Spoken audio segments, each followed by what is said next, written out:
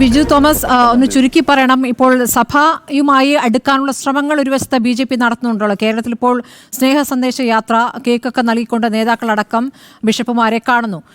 അത് ഒരു തരത്തിൽ BJPക്ക് ഗുണം ചെയ്യുന്നുണ്ട്. ഒരു വശത്ത് ഇപ്പോൾ തൃശ്ശൂരിൽ സുരേഷ് ഗോപിയുടെ വിജയത്തിൽ സഭയുടെ വലിയ പങ്കുണ്ടല്ലോ.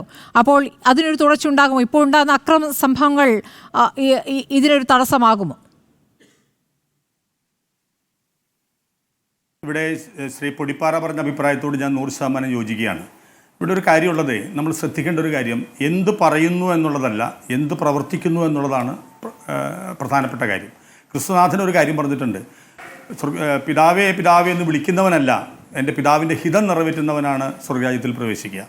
അപ്പോൾ ഇവിടെ കുറേ മധുരമാക്കുകൾ പറഞ്ഞിട്ട് കാര്യമില്ല, എന്ത് പ്രവർത്തിക്കുന്നു. ഇപ്പോൾ കേരളത്തിൽ ഇത് സംജാതമായിരിക്കുന്നു, ഉത്തരേന്ത്യയിൽ ഇത് വർഷങ്ങളായി ഇത് തുടരുന്നു.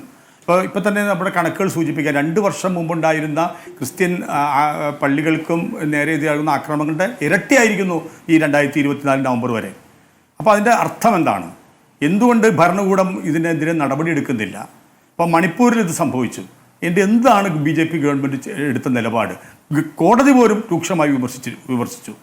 അപ്പോൾ എന്താണ് അവരെടുക്കുന്നത്? അപ്പോൾ ഈ 2 ഇരട്ടത്താപ്പ് നയം ഒരിക്കലും ഒരു പാർട്ടിക്കും ചേർന്നതല്ല. ഇപ്പോൾ ഞാൻ സംസാരിക്കുന്ന ഒരു മതേതര മനസ്സോടുകൂടിയാണ്, ഞാനൊരു രാഷ്ട്രീയ കക്ഷിക്കാരനല്ല. പക്ഷേ ഇവിടെ നിലനിൽക്കേണ്ടത് അതാണ്. പ്രത്യേകിച്ച് കേരളത്തിൽ ശ്രീ പൊടിപ്പാറ പറഞ്ഞതുപോലെ ഇവിടെ ഉണ്ടായിരുന്നൊരു മതേതരത്വം എന്ന് പറയുന്ന പോലെ ഇവിടുത്തെ പ്രത്യേകിച്ച് ക്രിസ്ത്യൻ സ്കൂളുകളിൽ എല്ലാം ആഘോഷിച്ചിരുന്നു. ക്രിസ്മസ് മാത്രമല്ല, ഓണം എത്ര മഹനത്തമായിട്ട് ഞങ്ങളുടെയൊക്കെ പള്ളികളിൽ ഓണം ആഘോഷിച്ചിട്ടുള്ളത്. അപ്പോൾ ഈ ഒരു പാരമ്പര്യത്തെ മടക്കിക്കൊണ്ടുവരണം. ഇപ്പോൾ എന്താ സംഭവിച്ചിരിക്കുന്നത് അറിയാമോ? എല്ലാ മതങ്ങളിലും അകാരണമായൊരു ഭയം വന്നിട്ടുണ്ട്, പ്രത്യേകിച്ച് ന്യൂനപക്ഷങ്ങൾക്ക്. ഇപ്പോൾ ക്രിസ്ത്യൻസിൻ്റെ ഇടയിൽ മുസ്ലിം വികാരം മനഃപൂർവ്വം ഉണ്ടാക്കിക്കൊണ്ടുവന്ന് അവർ പിന്നെ ക്രിസ്ത്യൻ വിഭാഗം മുസ്ലിമിനോട് അവർ എതിർപ്പുണ്ടാക്കിയിരിക്കുകയാണ്. ഇപ്പോൾ അങ്ങനെ ഞങ്ങളുടെ ഇടയിലും ഈ അടുത്ത നാളുകളിൽ ക്രിസ്തീയ തീവ്രവാദികൾ ഉണ്ടായിക്കൊണ്ടിരിക്കുകയാണ്. ഇത് അപകടകരമായ ഒരു സൂചനയാണ്. ഈ ഇടിച്ചു നിന്നില്ലെങ്കിൽ പിടിച്ചു നിൽക്കാൻ കഴിയില്ല എന്നൊരു ഭയം ഇന്ന് മതങ്ങളെ മുഴുവൻ ഗ്രസിച്ചിരിക്കുകയാണ്. തീർച്ചയായും ചർച്ചയുടെ വിഷയമാണ്. പക്ഷേ നമുക്ക് സമയക്കുറവുകൊണ്ടാണ് ശ്രീ ബിജു തോമസ്, നമുക്ക് മറ്റൊരു അവസരത്തിലാകാം.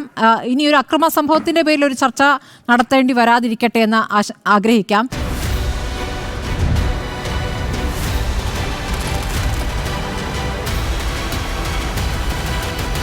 Debate with Smriti Paruthikad.